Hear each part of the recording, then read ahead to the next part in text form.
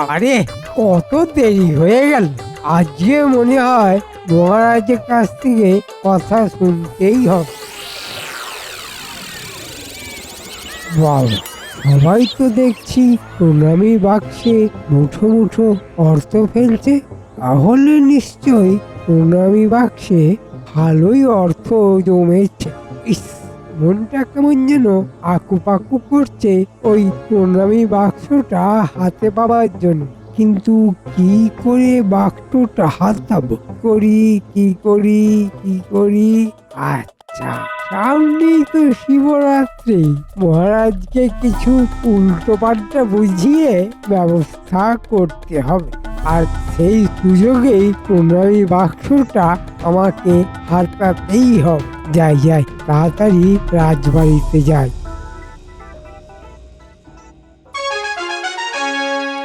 কি মন্ত্রী, সামনেই তো শিবরাত্রি, তো কিছু ভাবনা চিন্তা করেছো? হ্যাঁ হ্যাঁ মহারাজ, আমি আজকেই এই বিষয়ে আপনাকে একটা কথা বলবো বলে ভেবেছিলাম।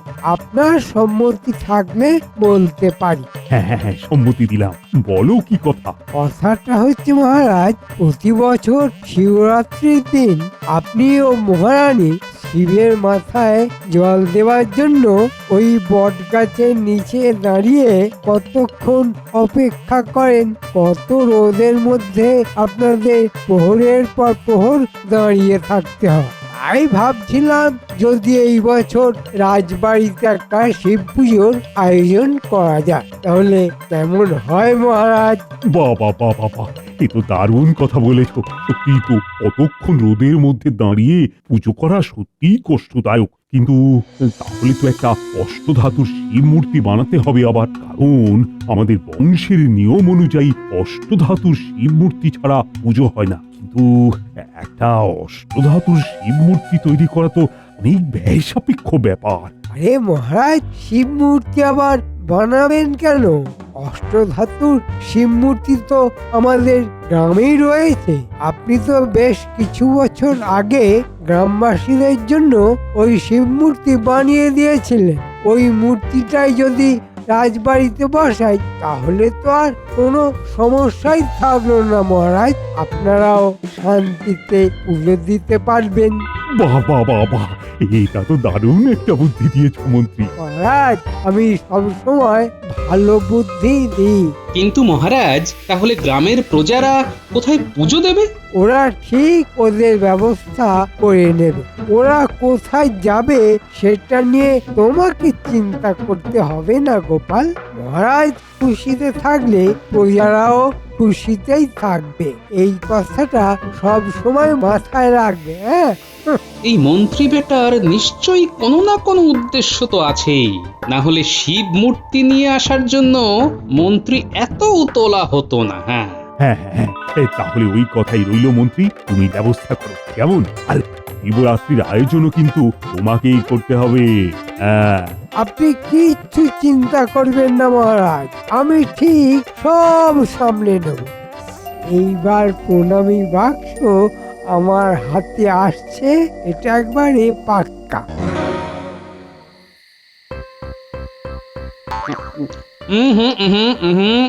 কই গো, বলি কোথায় গেলে? ওই যে আসছেন পাড়া বেরিয়ে। এই যে, তুমি এখানে বসে মুড়ি চিবাচ্ছ? হ্যাঁ, চিবোচ্ছি। তা তোমার পাড়া বেড়ানি হলো? হ্যাঁ, ওই পাড়া বেড়াই বলেই তো এত খবর পাই।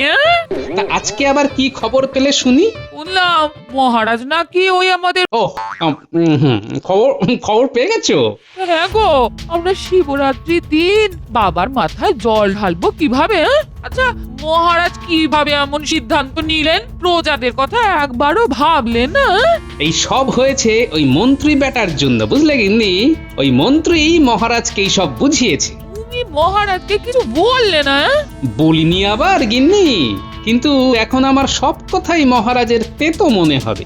যাই, কাল আবার যাব, বোঝাবো মহারাজকে, দেখি কি হয়। হ্যাঁ, দেখো, জয় বাবা, দেখো তোমার মাথায় যেন জলটা ঢালতে পারি।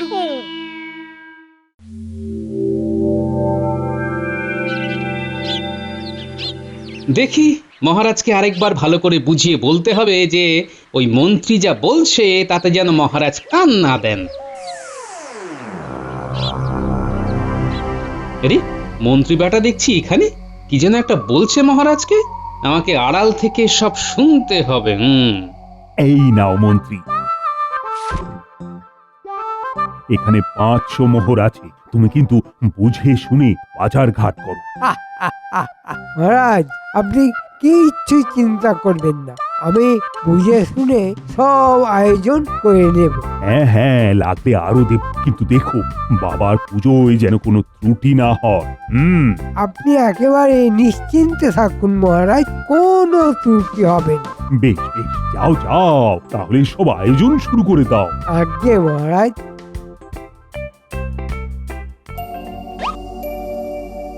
আহা, কি আনন্দ, কি আনন্দ! ও 500 মোহর পেয়ে গেছি।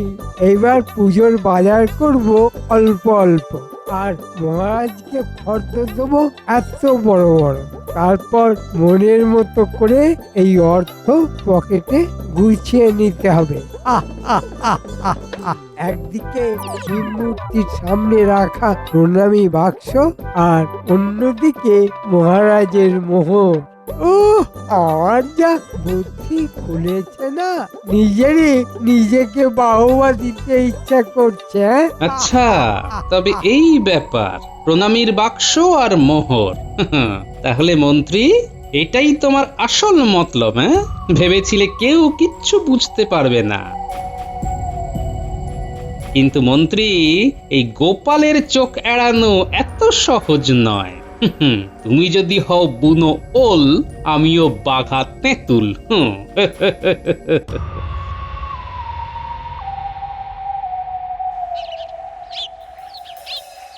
মহারাজ, আসবো?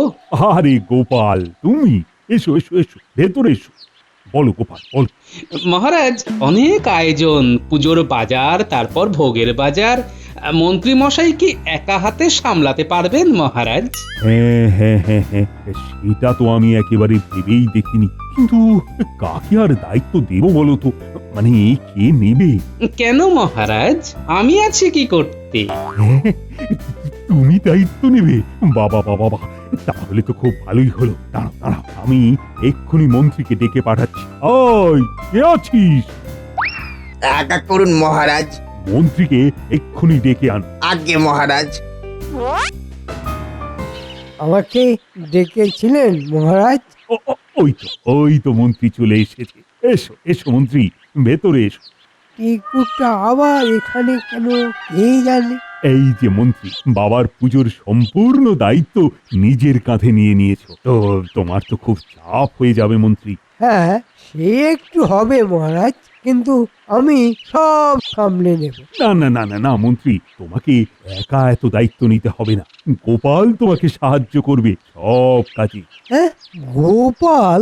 জানতাম এই টেকোটা ঠিক আমার পরিকল্পনায় বাধা দেবে। হ্যাঁ গোপাল, গোপাল থাকলে তোমার কাছে কত সুবিধে হবে বলো তো, দুজনে মিলে সবটা গুছিয়ে করে নিতে পারবে। মহারাজ একেবারে ঠিক কথা বলেছেন, কি তাই না মন্ত্রী মশাই? এইবার মন্ত্রী জব্দ হবে। তাহলে মন্ত্রী মশাই, পুজোর জিনিস কিনতে কবে বাজারে যাবেন? কাল বাদে পরশু তো পুজো। হ্যাঁ হ্যাঁ হ্যাঁ হ্যাঁ, আজকে তো আর সময় নেই, সব তো আবার দেখে শুনে করতে হবে। তোমরা বরং আজকে বিকেলে বাজারে চলে যাও, কেমন?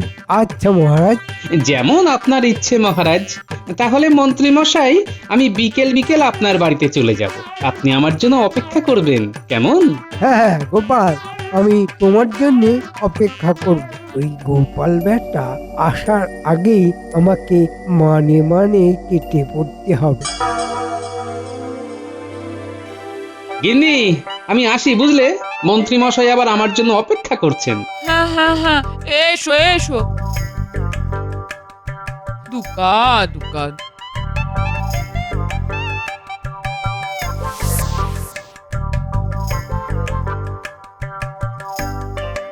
আরে গোপাল দাদু যে, কোথায় যাচ্ছো? রাজবাড়ির পুজোর বাজার করতে মন্ত্রী মশাইয়ের সাথে। তা তোরা সব কোথায় গিয়েছিলি? আরে আমরাও তো বাজারে গিয়েছিলাম এই চুম্বকটা কিনতে। চুম্বক? হ্যাঁ, বাজারে একটা বড় চুম্বকের দোকান এসেছে। অনেক রকমের চুম্বক পাওয়া যাচ্ছে। এই দেখো, আমরাও কিনেছি। বেশ বেশ। কিন্তু দাদু, তুমি তো বললে তুমি মন্ত্রী মশাইয়ের সাথে যাবে, হ্যাঁ, কিন্তু আমরা তো দেখলাম মন্ত্রী মশাই ওই বটা ঘটাকে নিয়ে বাজারের দিকে যাচ্ছে। হ্যাঁ, মন্ত্রী বটা ঘটাকে নিয়ে বাজারে গিয়েছে? হ্যাঁ দাদু, খুব তাড়াতাড়ি হেঁটে হেঁটে যাচ্ছিল। বটে। মন্ত্রী বেটা, তুমি আমাকে বোকা বানাবে ভেবেছো? কিন্তু সেই ইচ্ছা তো তোমার কোনো দিনও পূর্ণ হবে না মন্ত্রী। ঠিক আছে, আমি যাই এখন, বুঝলি? পরে তোদের সাথে কথা হবে। আচ্ছা দাদু।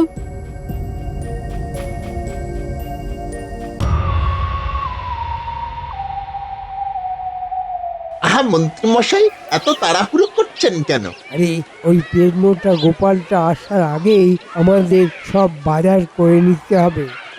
ও আসলে ওই 500 মোহর থেকে এক কানা করিও বাঁচাতে পারবো না।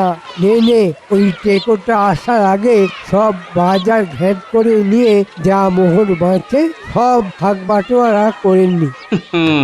ওটি তো হচ্ছে না মন্ত্রী মশাই, আমি যে চলে এসেছি। কি মন্ত্রী মশাই, আমাকে ছেড়েই বাজারে চলে এলেন? না, যেখানেই বাঘের ভয় সেখানেই সন্ধে হয়।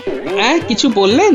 না গোপাল, আসলে আমি ভাবলাম তুমি ধীরে সুস্থে আসবে।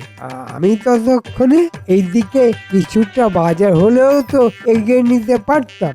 আর বটা ঘটা তো আছেই। তুমি না হয় বাড়ি যাও গোপাল, একটু বিশ্রাম কর, আমরা 3 জন মিলে করে নেব। বেকার ভিড় বাড়িয়ে তো লাভ নেই, কি বলো? যদি হও সুজন, তেঁতুল পাতায় নজন। আমার কোনো অসুবিধে হবে না মন্ত্রী মশাই, আমি আপনাদের সাথেই থাকবো। ও, তাহলে তুমি যাবে না? না মন্ত্রী মশাই, না মানে বিশ্রাম নিতে পার, এই আর। ওসব আমি পরে নেব। চলুন চলুন। হ্যাঁ চলো, আর কি।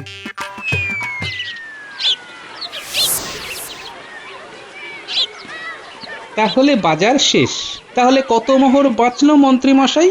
140টা মোহর। হ্যাঁ, 140টা মোহর আপনি আপনার কাছে রেখে দিন। কাল মহারাজকে ফেরত দিয়ে দেবেন, কেমন? হ্যাঁ গোপাল।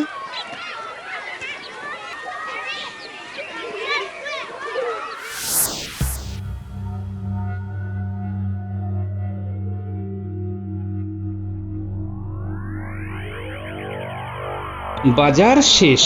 মন্ত্রী মশাইকে এক মোহরও এদিক ওদিক করতে দিইনি। এবার শুধু পড়ে থাকলো মহাদেবের মূর্তিটা।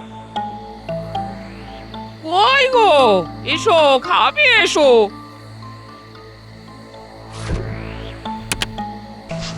কি তখন থেকে মিন করছো?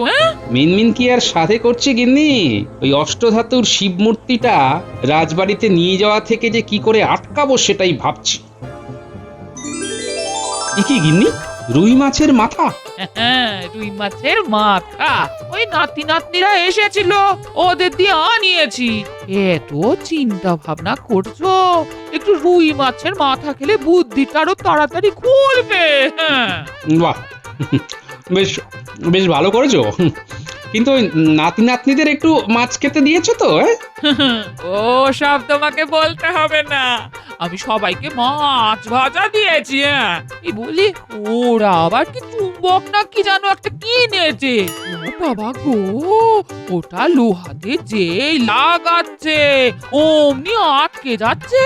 হ্যাঁ, খুব মজার জিনিস জানো। চুম্বক? হ্যাঁ, চুম্বক পেয়েছি গিন্নি। কি পেয়েছো? গিন্নি, এমন একটা উপায় পেয়েছি যাতে তোমরা গ্রামের মেয়ে বউরা শিবের মাথায় জল ঢালতে পারো। পেয়েছো? যাক বাবা, বলি বাবাই তোমাকে পথ দেখিয়েছেন। জয় বাবা ভোলেনাথ, জয় বাবা ভোলেনাথ। হ্যাঁ, ওই ভোলেনাথের নামে আমাকে আরো দুটো মাছ ভাজা দাও দেখি। হ্যাঁ, দি।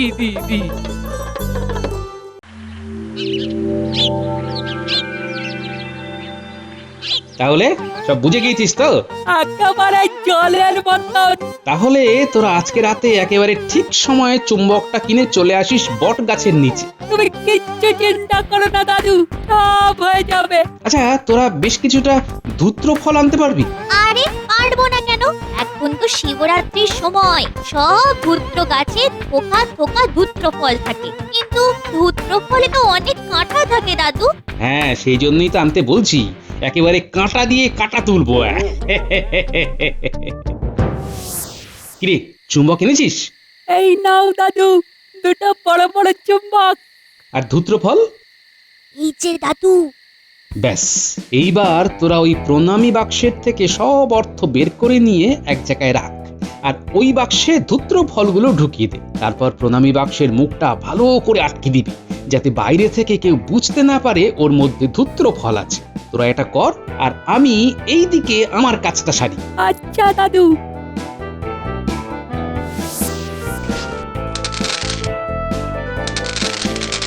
আস্তে আস্তে।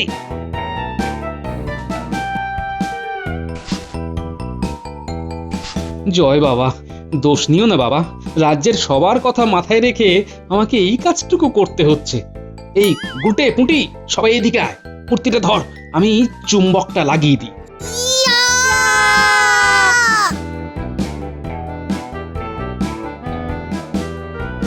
নে, এবার আস্তে করে মূর্তিটা রেখে দে।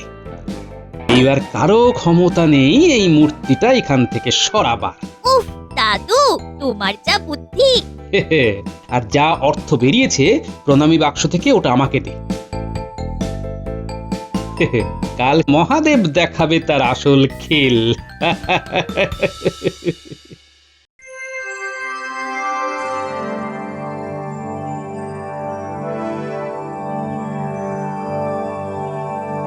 যাও যাও, তাহলে সব আয়োজন শুরু করে দাও।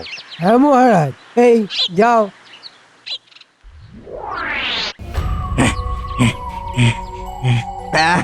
পারবো না। ওরে কি মন্ত্রী, কি হলো কি?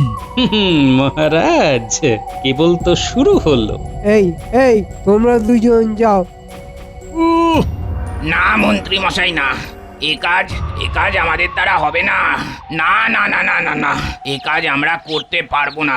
কি মন্ত্রী, এরা কি বলে? আরে মূর্তি ছাড়া পুজো হবে কেমন করে? না না মহারাজ, আপনি কিচ্ছু চিন্তা করবেন না, আমি দেখছি।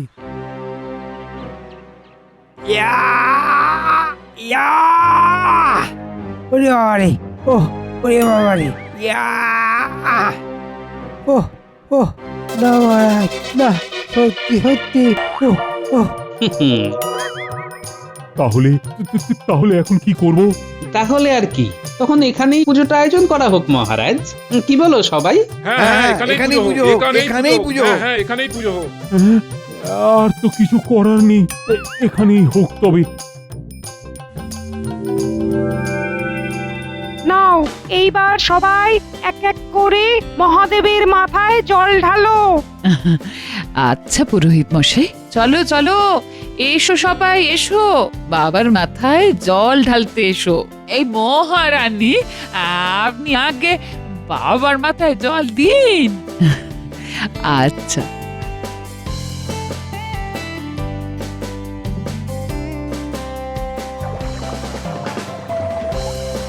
যাক, সবার মনের ইচ্ছেই বাবা পূরণ করলেন। সবাই মন ভরে বাবার মাথায় জল ঢালতে পারলো। হ্যাঁ মহারাজ, সবই বাবার ইচ্ছে। জয় বাবা ভোলানাথের জয়। আচ্ছা মহারাজ, কাল বাজারে 140 মোহর বেচেছে, ওটা মন্ত্রীমশাই আপনাকে দিয়েছে? কই না তো। হ্যাঁ, ইয়ে মানে এই তো দিচ্ছি মহারাজ।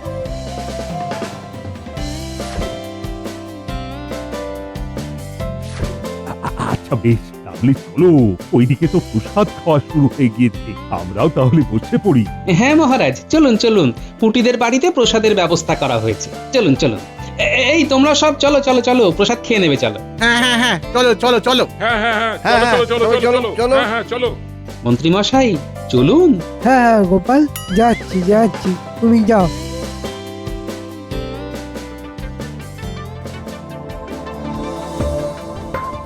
মোহর হাতাতে পারিনি এই টেকোটার জন্য, কিন্তু প্রণামীর বাক্সটা হাতছাড়া করা যাবে না। হ্যাঁ, কেউ নেই, এই ফাঁকেই কাজটা সেরে নিতে হবে। ও ওরে বাবা রে, ও ও ওরে বাবা রে, হাতটা বেরোচ্ছে না, ও আমার হাত বেরোচ্ছে না, ও ওরে বাবা রে, কি কাঁটা, ও আমার হাত, আমার হাত। আর বেরও হবে না। কি এইসব কি মন্ত্রী, তোমার হাত কিভাবে ওই বাক্সে ঢুকলো? মহারাজ, প্রণামীর বাক্সে কেন হাত ঢোকে বুঝতে পারছেন না? তার মানে মন্ত্রী, তুমি প্রণামী বাক্স থেকে অর্থ চুরি করছো? এত বড় সাহস! মানে মহারাজ, আরে মানে করে লাভ নেই মন্ত্রী মশাই। মহারাজ সব বুঝে গিয়েছেন, আর আমি অনেক আগেই বুঝে গিয়েছি। তাই ওই প্রণামীর বাক্সে অর্থ সরিয়ে ওর মধ্যে ধূত্র ফল রেখে দিয়েছি। এই নিন মহারাজ সেই অর্থ। মহারাজ, আমার হাত, আমার হাত। হাত, তোমার ওই হাত আমি বেহাত করে দেব। যতক্ষণ না নিজে বের করতে পারছো ততক্ষণ এইভাবেই থাকো। মহারাজ, ভুল হয়ে গেছে মহারাজ, ভুল হয়ে গেছে, খুব ভুল হয়ে গেছে। আর হবে না মহারাজ, আর হবে না, আর কখনো হবে না। কি মন্ত্রী মশাই, কেমন লাগছে? তোমাকে আমি দেখে নেব গোপাল, দেখে নেব, তোমাকে আমি দেখে নেব। যা দেখার বাবা মহাদেবী দেখবেন। জয় বাবা মহাদেবের জয়, জয় বাবা মহাদেবের জয়।